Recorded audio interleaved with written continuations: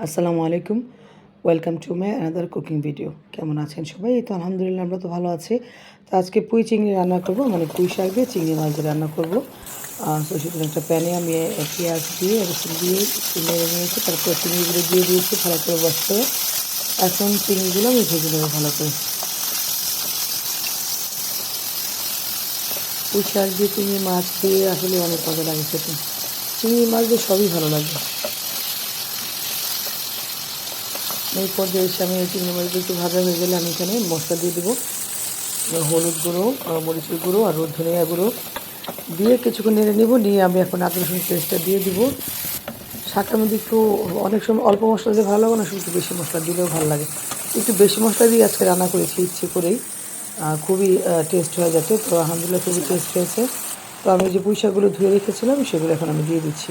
স্বাদ মতো লবণ দিয়ে আমি একটু ঢেকে দেবো। এই তো এখন কমে এসছে পুঁই শাকটা, একটু নাড়াচাড়া করতে সুবিধা হবে। তো এখন আমি এই পর্যায়ে নেড়ে দিচ্ছি পুঁই শাকগুলো। এখন ওয়েট করবো সেদ্ধ হওয়া পর্যন্ত।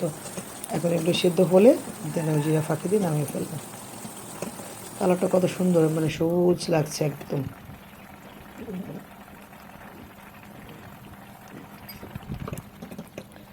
এই তো জিরা ফাঁকি দিয়ে দিয়েছি। এই তো আমার রান্না হয়ে গেছে।